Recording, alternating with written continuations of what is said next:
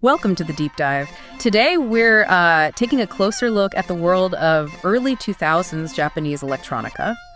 And specifically, we're zoning in on one album, Ennui New Pig by Ryoma Maeda. Yeah, his first release, actually, under his own name, came out September 20th, 2000.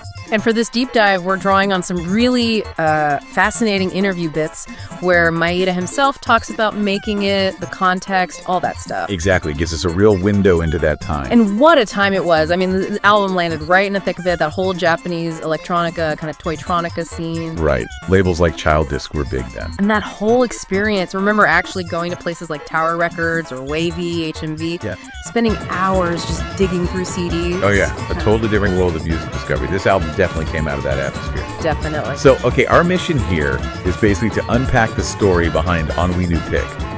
We want to look at, the music scene back then, the tech artists had, Maeda's whole creative process, and maybe the most interesting part, how he sees the album now, looking back after, 25 years? Yeah, a quarter century. Wow. We've tried to pull out the really compelling bits from what he said for you. Okay, let's get into it. So, first off, the scene itself. Maeda really paints this picture of the early 2000s, like, electronica felt properly active, growing. Yeah, he talks about it feeling really alive, and even though he wasn't living right in Tokyo or Osaka, he was still heading into the cities. Taking the train, right. Kyoto, Osaka for club nights? Exactly. Places like Metro and Noon, which he mentions was actually called Down back then. That commute alone, just for the music, that tells you something about how invested people were, the community feel. Totally. And he mentions influences too. Artists like Hana Yoshihiro, Takamura Nobukazu, stuff coming out on their labels was clearly hitting home for him. But what's really cool is how the album actually happened. He basically just handed his demo tape straight to Hana Yoshihiro. Just like that, after a gig.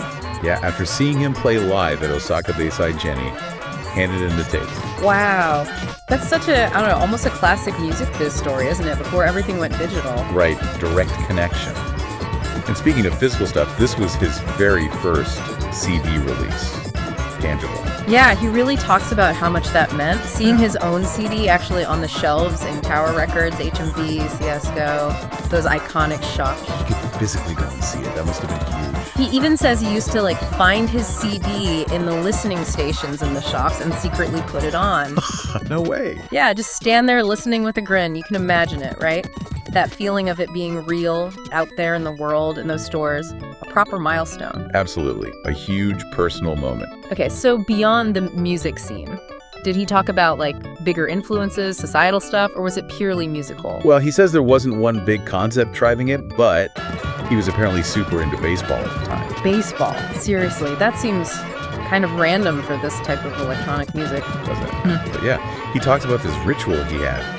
Baseball, beer, and music, like a three-part thing. Okay. After his part-time job, he'd often go to Osaka Dome, watch the Kintetsu Buffaloes play. He was a proper fan. A real fan, not just casual. No, he even went to their minor league games, apparently.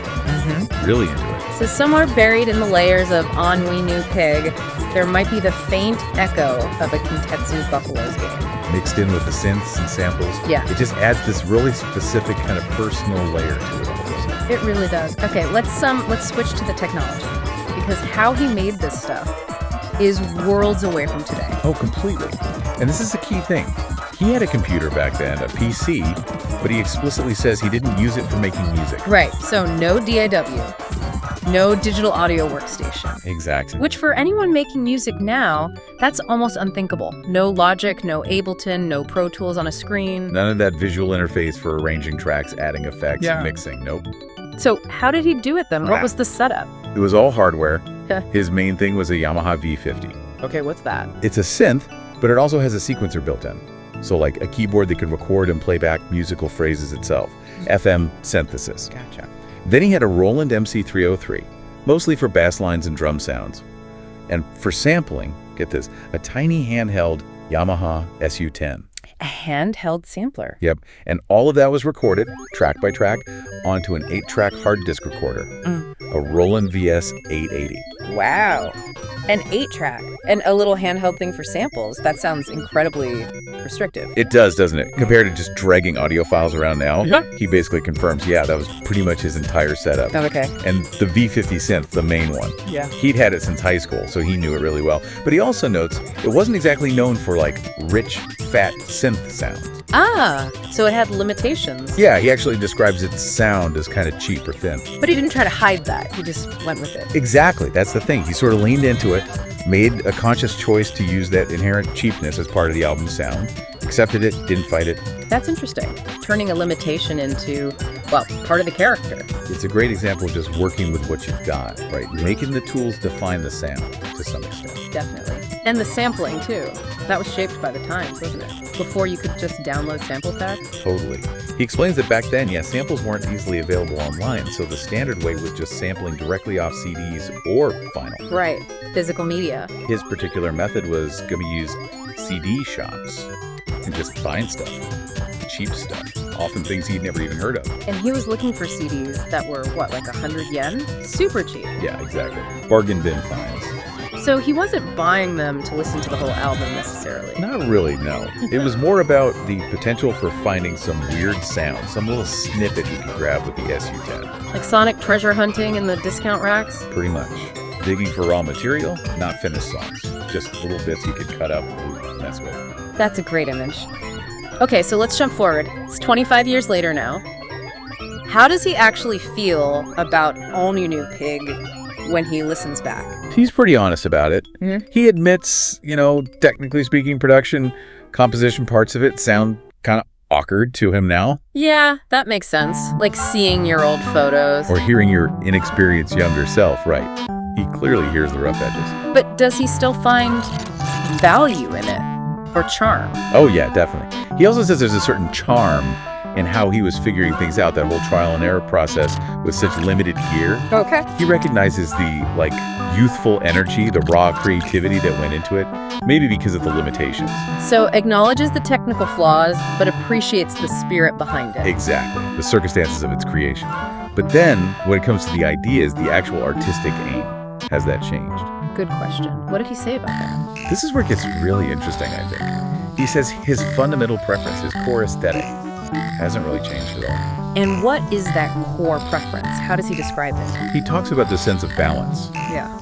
Mixing diverse things together. Maybe even stuff that seems chaotic or broken. Okay. But mixing it so it feels just on the edge, like it's barely broken, almost falling apart, but not quite. Right, that's a very specific vibe. Teetering on the edge of chaos, maybe? Kind of. But then crucially, pairing that feeling, that complexity, with something catchy or pop-like. Ah, okay. So it's that combination, the intricate, almost broken stuff with the pop sensibility. Exactly. He says his taste for that specific blend is basically the same now as it was back when he made Ennui Pig. But surely he's evolved as an artist overall. 25 years. Oh, absolutely. He makes that clear, too. Right. Well, that core preference is the same, the way it comes out, the technical side. The final product that's changed hugely. How so? Well, things like sound quality, mixing skills, how he arranges things. He says his ability in those areas is vastly better now, miles ahead of where he was then. Okay, so the fundamental artistic goal, the essence of what he's trying to do aesthetically, that's constant.